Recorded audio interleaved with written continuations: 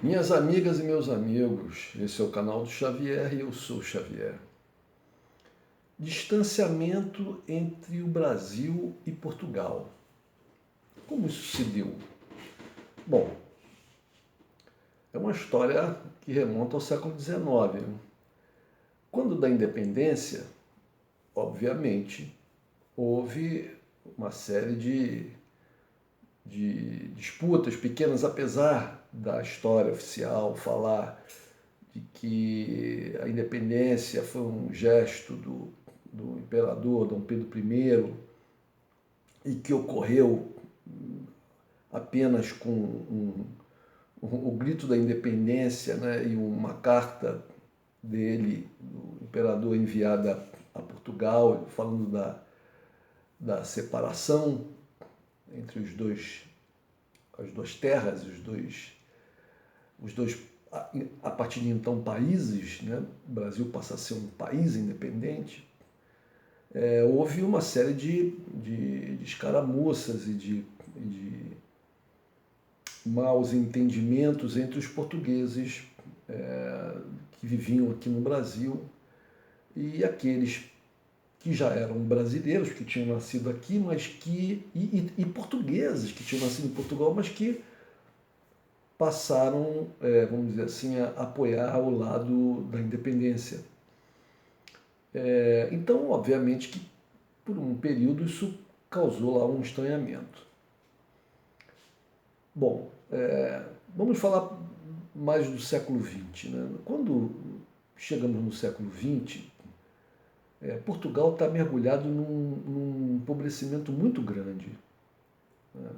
Portugal passa por um declínio muito grande, que se arrasta pelo século XIX e vai para o século XX.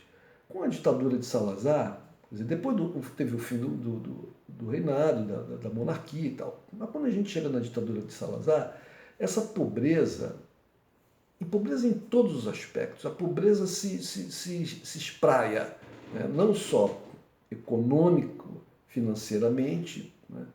Mas a pobreza de inteligência, né?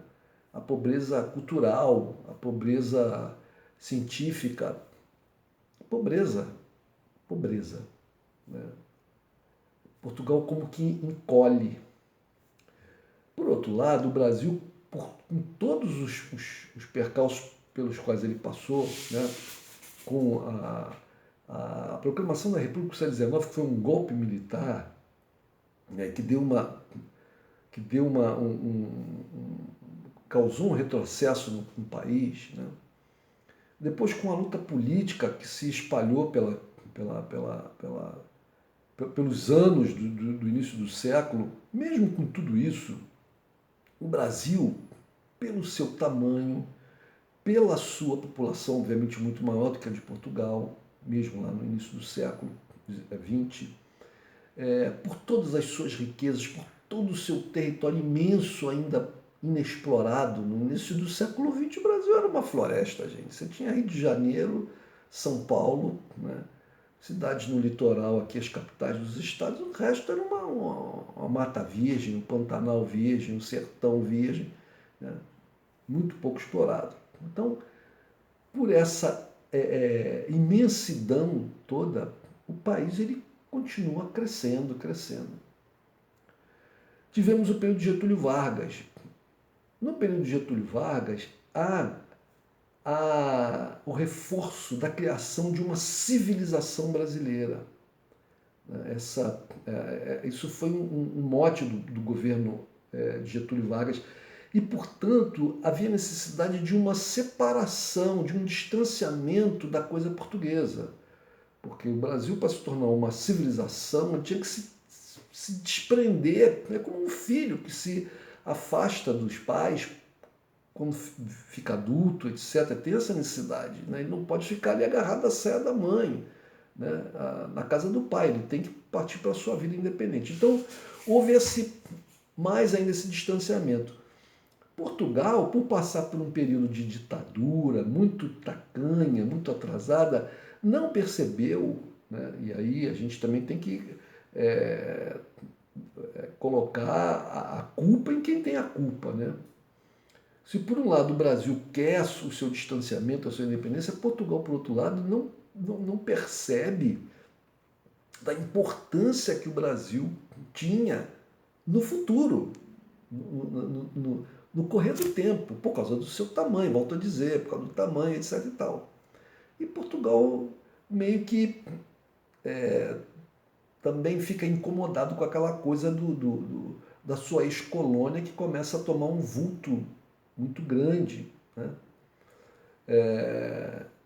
Isso incomodava as elites portuguesas. Alguma parte das elites, obviamente.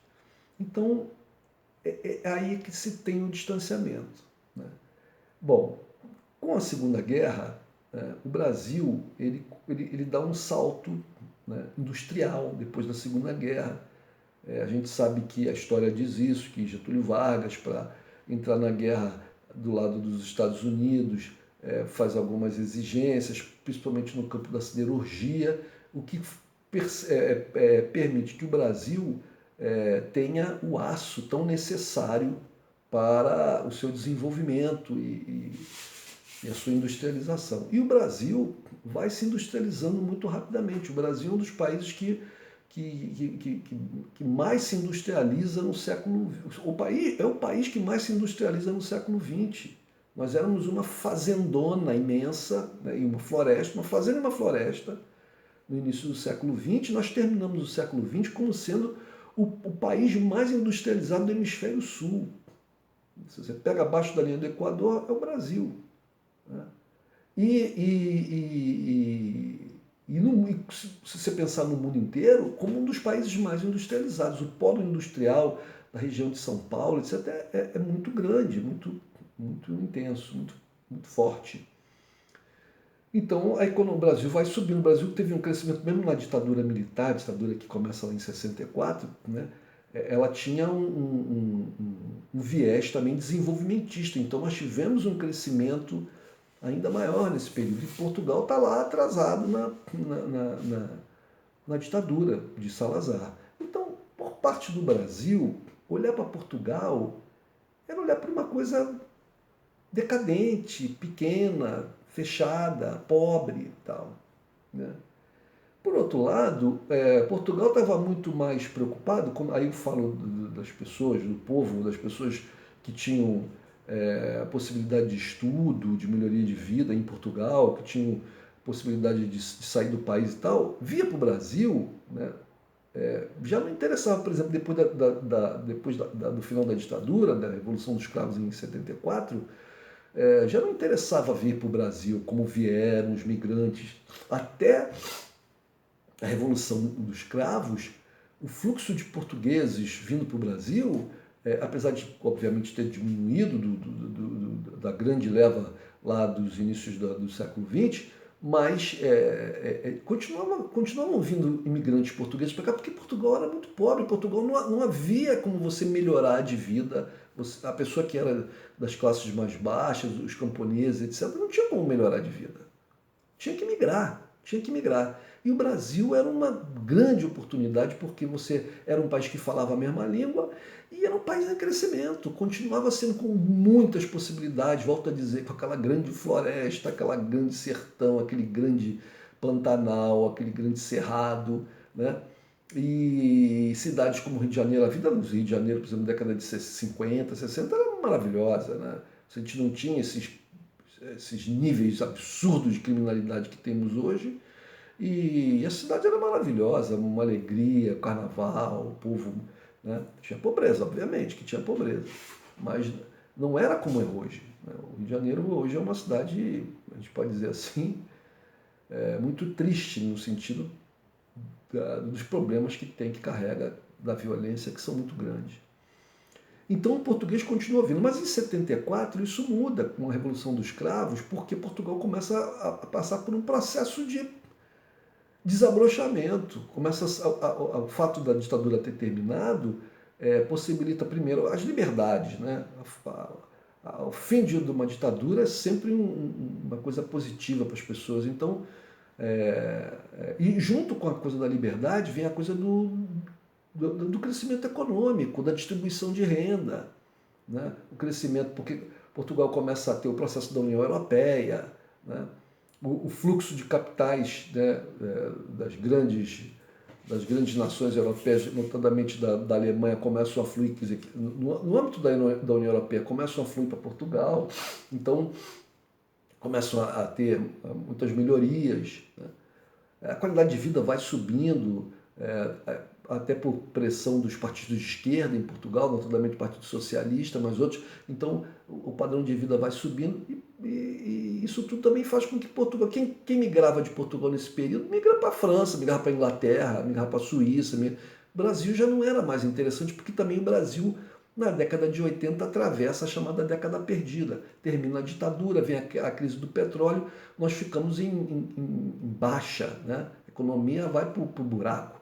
Chegamos aos anos 90 também com problemas, a inflação muito alta, as tentativas dos governos todos de combater a inflação, uma inflação com recessão, com desemprego. Aí vem Collor, que foi na década de 90, no início da década de 90, foi triste. O Brasil começa só a se recuperar com o governo de Fernando Henrique, com a estabilização da economia, com o controle da inflação, né? Aí um respiro, um erro que foi cometido foi a paridade da moeda brasileira, o real, com o dólar, né? No final do governo Fernando Henrique nós estávamos com problemas, né?